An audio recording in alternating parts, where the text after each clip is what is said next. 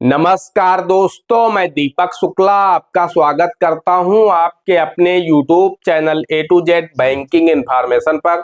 दोस्तों, आज के वीडियो में हम जानकारी देंगे कि उत्तर प्रदेश के जिन पेंशन लाभार्थियों की पेंशन अभी तक उनके बैंक खाते में क्रेडिट नहीं हुई है, यानी अभी तक जिन पेंशन लाभार्थियों को पेंशन नहीं मिली है, तो उन लाभार्थियों को क्या करना होगा, किस तरह से और कब उनकी पेंशन उनके खाते में आएगी। आज की इस वीडियो में हम आपको पूरी जानकारी इसी विषय पर देने वाले हैं, क्योंकि आप सभी को पता होना चाहिए कि 2024 का जो फर्स्ट क्वार्टर है, यानी जनवरी, फरवरी, मार्च, इसकी पेंशन सरकार ने जारी कर दी है। फिर चाहे वो वृद्धावस्था पेंशन हो या विकलांग पेंशन हो या फिर विधवा पेंशन हो, तीनों तरह की पेंशन सरकार ने रिलीज कर दी है। लाभार्थियों के खाते में 3-3 हजार रुपए जमा हो चुके हैं। लेकिन बहुत सारे ऐसे भी लाभार्थी हैं जिनके मेरे पास कमेंट्स आ रहे हैं, फिर चाहे वो टेलीग्राम हो, व्हाट्सअप हो, इंस्टाग्राम हो या फिर यूट्यूब पर ही लोग बहुत ज्यादा कमेंट्स कर रहे हैं कि सर मेरी पेंशन मुझे नहीं मिली है। तो दोस्तों, हम आपको बताना चाहते हैं, आपको परेशान होने की बिल्कुल भी आवश्यकता नहीं है। अगर आपकी पेंशन अभी तक आपके खाते में क्रेडिट नहीं हुई है तो इस वीडियो को शुरू से अंत तक देख लीजिएगा। आपको हम बिल्कुल जेन्युइन जानकारी देने वाले हैं कि आपको क्या करना है और आपकी पेंशन कब आपके खाते में क्रेडिट होगी। क्योंकि हम आपको जो प्रोसेस बताने वाले हैं, अगर आप उस प्रोसेस को फॉलो करते हैं तो निश्चित रूप से आपकी जितनी भी पेंशन रुकी हुई है, फिर चाहे वो 3,000 रुपए हो, 6,000 रुपए हो या 9,000 रुपए हो, या पूरी अगर 1 साल की पेंशन रुकी है तो चाहे वो 12,000 रुपए हो, पूरी की पूरी एक साथ आपके खाते में क्रेडिट हो जाएगी। बस जो प्रोसेस हम आपको बताने वाले हैं उसे फॉलो कर लीजिएगा। क्योंकि आप सभी को पता होना चाहिए, पेंशन पहले ही रिलीज की जा चुकी है, यानी सरकार ने चाहा कि होली पर लाभार्थियों को पेंशन दे दी जाए जिनका उनका त्योहार अच्छे से हो जाए। तो इसलिए उन्होंने जो विधवा पेंशन थी उसे 28 फरवरी को ही जारी कर दिया था। उसके बाद जो विकलांग यानी जो दिव्यांग पेंशन थी उसे सरकार ने 11 मार्च को रिलीज कर दिया था। और उसके बाद बची थी ओल्ड एज पेंशन यानी वृद्धावस्था पेंशन, उसे 11 मार्च से 17 मार्च तक कंटिन्यू रिलीज किया गया है। जी हाँ दोस्तों, ये 11 मार्च से रिलीज होना शुरू हुई थी और 17 मार्च तक लगातार जारी की गई है। 18 मार्च को लास्ट टाइम लाभार्थियों के खाते में पैसे क्रेडिट हुए हैं, जिसका स्क्रीनशॉट भी आप लोग देख सकते हैं कि इस लाभार्थी को पैसा 3,000 रुपए इसके बैंक खाते में 18 मार्च को रिसीव हुए हैं। 18 मार्च के बाद आज 22 मार्च हो चुकी है, 4 दिन हो गए हैं, उसके बाद से कोई भी पेंशन जारी नहीं की गई है। तो कहने का तात्पर्य यह है कि सरकार के पास जितने भी पात्र लाभार्थी थे, फिर चाहे वो वृद्धावस्था पेंशन के हो या विधवा पेंशन के हो या विकलांग पेंशन के हो, सरकार ने उन सभी की पेंशन रिलीज कर दी है। जिनकी 3,000 रुपए पेंडिंग थी उनको 3,000 मिले हैं, जिनकी 6,000 पेंडिंग थी उनको 6,000, और जिनकी 9,000 पेंडिंग थी उन्हें 9,000 भी मिले हैं।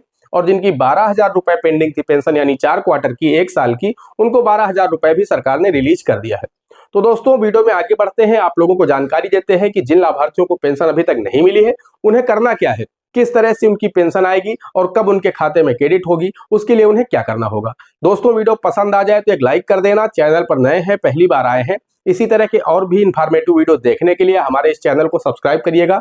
साथ ही बेल आइकन को जरूर प्रेस कर लीजिएगा, ताकि जैसे हम इस तरह का कोई भी दूसरा वीडियो अपलोड करें तो उसका नोटिफिकेशन आपको सबसे पहले मिले। चलिए शुरू कर लेते हैं। दोस्तों, हम आपको बताना चाहते हैं, अगर अभी तक आपकी पेंशन आपके खाते में क्रेडिट नहीं हुई है, यानी 18 मार्च के बाद आज 22 मार्च हो चुका है और आज तक आपके खाते में पेंशन क्रेडिट नहीं हुई है, आपको पैसा नहीं मिला है, तो सबसे पहले तो हम आपको यही बताना चाहेंगे कि जिस खाते में अभी तक आपको पेंशन मिल रही थी, ऐसा ना हो कहीं आपके दूसरे खाते में पेंशन चली गई हो। आप उस खाते को बार बार चेक कर रहे हैं जिसमें पेंशन नहीं आई है। हो सकता है कि आपका कोई दूसरा बैंक अकाउंट हो जिसमें पेंशन जा चुकी हो, क्योंकि आप सभी को पता होना चाहिए कि अब आपकी जो पेंशन दी जा रही है वो डीबीटी के माध्यम से दी जा रही है, यानी डायरेक्ट बेनिफिट ट्रांसफर के माध्यम से। तो आपका जो भी बैंक अकाउंट एनपीसीआई से लिंक होगा, पेंशन उसी खाते में जाएगी। और अगर आपका बैंक अकाउंट एनपीसीआई से लिंक नहीं होगा तो आपको पेंशन नहीं मिली होगी। निश्चित रूप से आपकी पेंशन अब चूंकि अकाउंट मोड के माध्यम से नहीं डाली जा रही है, तो इसलिए आपको अपने सभी बैंक अकाउंट को चेक करा लेना है।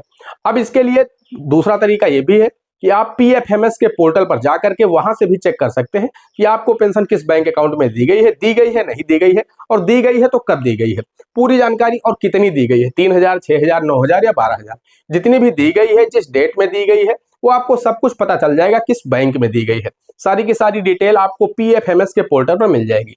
आप कैसे चेक करेंगे, इसका वीडियो मैं पहले ही बना चुका हूं, उस वीडियो को हमारे देख लीजिएगा। मैंने 4-5 दिन पहले वीडियो अपलोड किया है, तो उस वीडियो को अगर आप देख लेंगे तो वहां से आप आसानी से चेक कर पाएंगे। उसके लिए आप हमारे टेलीग्राम चैनल पर जाएंगे, वहां पर आपको पीएफएमएस का लिंक मिल जाएगा। जैसे आप उस पर क्लिक करेंगे, आपके पास रजिस्ट्रेशन नंबर होना चाहिए पेंशन का। अगर नहीं है तो हमारे टेलीग्राम चैनल पर उत्तर प्रदेश के जितने भी पेंशन लाभार्थी हैं सभी की लिस्ट आपको मिल जाएगी। वहां से आप अपना विलेज सिलेक्ट करके अपना नाम चेक करके और अपना रजिस्ट्रेशन नंबर निकाल लीजिए और फिर वो रजिस्ट्रेशन नंबर डाल करके आप अपना स्टेटस ओपन करके चेक कर लीजिए कि आपका पेंडिंग है, अप्रूवल हुआ है कि नहीं हुआ है, पेंशन जारी की गई है कि नहीं जारी की गई है। सारी चीज आप वहीं से देख पाएंगे। और जब आप वहां से श्योर हो ले कि हाँ मेरी पेंशन जारी की गई है, नहीं जारी की गई है, तो आप सभी को यह भी चेक करना आवश्यक है कि आपका बैंक अकाउंट एनपीसीआई से लिंक है या नहीं है। तो उसके लिए आपको क्या करना है, सिंपली आपको अपने मोबाइल फोन में एनपीसीआई लिख करके सर्च करना है। जो पहली साइट एनपीसीआई की आपके सामने ओपन होगी उसी पर आपको क्लिक कर देना है। जैसे आप उस पर क्लिक करेंगे तो आपके सामने national payment corporation of India यानी एनपीसीआई की ऑफिशियल वेबसाइट ओपन हो जाएगी। उस पर आप जैसे देखेंगे तो वहां पर आपको कंज्यूमर का एक ऑप्शन मिलेगा, जो मैं आपको स्क्रीन पर दिखा रहा हूं। इस कंज्यूमर वाले ऑप्शन पर आप क्लिक करेंगे तो भारत आधार सीडिंग का एक ऑप्शन आपको नीचे दिख जाएगा।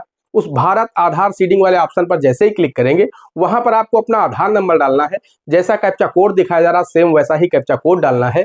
चेक स्टेटस पर आपको क्लिक करना है।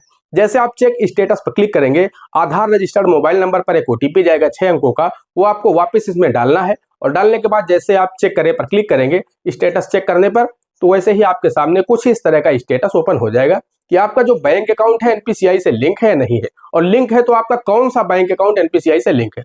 वहां पर आपको ये देखना होगा कि जो यहाँ पर डीबीटी इनेबल्ड है ये यस होना चाहिए। अगर डीबीटी इनेबल्ड यस नहीं है तो आपकी पेंशन नहीं आ पाएगी। भले ही यहाँ पर आपको स्टेटस में दिखा रहा हो और नीचे आप देखेंगे डेट भी दिख जाएगी, बैंक का नेम भी दिख जाएगा। जब इस तरह का स्टेटस आपका ओपन होगा जैसा ये दिख रहा है, अगर इस तरह का आपका स्टेटस ओपन हो रहा है तो निश्चित रूप से आपकी पेंशन आ जाएगी। आपको थोड़ा वेट करने की आवश्यकता है, अभी आपकी पेंशन रिलीज नहीं हुई है अगर इस तरह का स्टेटस दिखता है। लेकिन अगर यहाँ पर दिखता है डीबीटी डिसेबल्ड तो फिर वहां, या फिर नो दिखता है डीबीटी इनेबल नो, तो फिर दोस्तों आपका इसका मतलब है कि आपका जो बैंक अकाउंट है कोई भी एनपीसीआई से लिंक नहीं है। उसके लिए आपको बैंक जाना है, अपनी बैंक जा करके वहां पर आपको आधार कार्ड की फोटोकॉपी देना है, उनसे बोलना है कि हमारे इस बैंक अकाउंट को एनपीसीआई से लिंक कर दीजिए। वो जैसे आपके बैंक अकाउंट को एनपीसीआई से लिंक करेंगे 48 घंटे के अंदर आपका बैंक अकाउंट एनपीसीआई से लिंक हो जाता है। आप इसी पोर्टल पर दोबारा आकर के जब चेक करेंगे तो यहाँ पर आपको दिखा देगा कि हाँ आपका जो डीबीटी इनेबल है वो यस हो चुका है, यानी आपकी जो डीबीटी है डायरेक्ट बेनिफिट ट्रांसफर वो इनेबल यानी एक्टिव हो चुकी है। तो फिर आपकी पेंशन जैसे रिलीज की जाएगी, जितनी भी आपकी पेंशन रुकी है 3000, 6000, 9000, 12000, वो पूरी की पूरी एक साथ आपके इसी बैंक खाते में क्रेडिट हो जाएगी। तो दोस्तों इस तरह से आप लोग चेक कर लीजिए।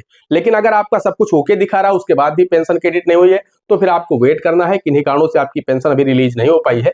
जैसा कि समाज कल्याण विभाग ने 3 मार्च को ही एक प्रेस कॉन्फ्रेंस करके जानकारी दी थी कि जो भी पात्र लाभार्थी हैं हम आचार संहिता लागू होने से पहले उनकी पेंशन रिलीज कर देंगे। पेंशन रिलीज भी की जा चुकी है।